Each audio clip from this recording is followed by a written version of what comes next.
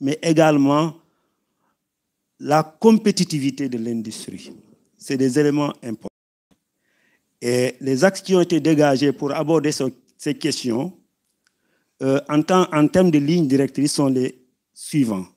C'est d'abord la transformation des matières premières agricoles, sylvopastorales et halieutiques. Comme premier axe, la transformation industrielle des ressources minérales et des hydrocarbures. Parce que le Sénégal a des ressources minérales qui sont, pour l'essentiel, exportées en tant que matières premières. Et donc, il faut changer la donne à ce niveau-là. Il y a aussi le développement de l'industrie pharmaceutique. Covid est venu pour nous enseigner qu'il nous faudrait ne serait-ce un minimum de sécurité en termes de disponibilité de produits pharmaceutiques. Et cette industrie pharmaceutique, c'est une industrie qui est sur les chaînes de valeur mondiales, qui a une certaine complexité qui fait qu'il faudrait de bons choix pour se positionner, tirer de la valeur pour satisfaire en tout cas les besoins de notre pays. Il y a aussi le développement des industries à haute valeur, à forte intensité technologique et d'innovation. Tout à l'heure, M. Dial, quand il a présenté une chaîne de valeur. Bon, on veut développer une chaîne de valeur de l'automobile.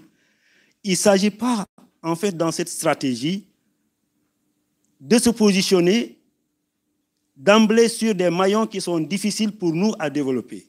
C'est d'identifier quels sont les maillons faciles dans cette chaîne de valeur automobile où nous pouvons nous positionner pour tirer le mieux de profit avant de développer les autres aspects. Donc cela se traduit par la mise en place d'un certain nombre de projets. Nous avons les agropoles où des filières ont été identifiées comme étant des filières porteuses, dont le développement ne réussira qu'à travers une approche chaîne de valeur.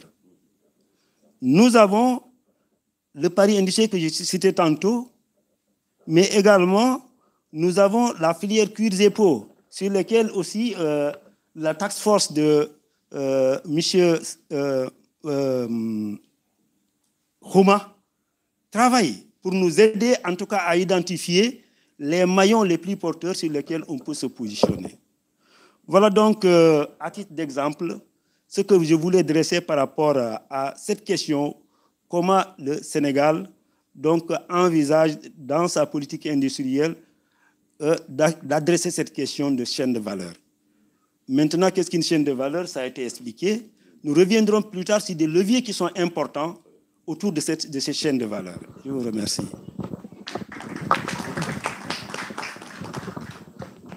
Alors, je rappelle que nous avions prévu d'avoir Madame Mariam Diouf, qui est empêchée et qui s'est fait représenter par M. Batch Bey, son responsable financier.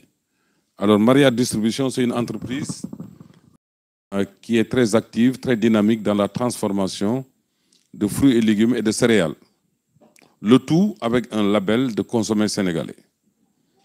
J'ai eu l'occasion de les rencontrer à la Chambre de commerce de Dakar. Et c'est quelque chose d'assez séduisant. Et comme c'est bien parti, M. Bey va peut-être nous dire comment ils assurent, quel est leur procédé, quel est leur succès, sans entrer dans le secret industriel, bien sûr.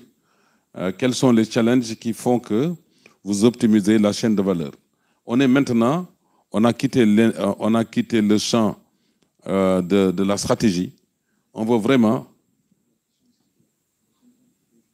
voilà, c'est ça, les contraintes auxquelles vous faites face sur le terrain. On veut avoir l'impression de parler à un cultivateur qui nous dit quelles sont les contraintes qu'il a pour cultiver son champ. Voilà, et vous nous dites comment vous allez faire. Merci. Bonsoir à toutes et à tous. Avant de répondre à cette question, j'aimerais signaler aussi que le secteur agroalimentaire et plus particulièrement la transformation alimentaire des céréales présente de nombreuses opportunités. Il y a parmi lesquelles un marché régional et un marché international. Rien que pour dire qu'il y a de la demande dans ce secteur. Je vais insister sur le marché national. Selon le rapport sur l'étude de la consommation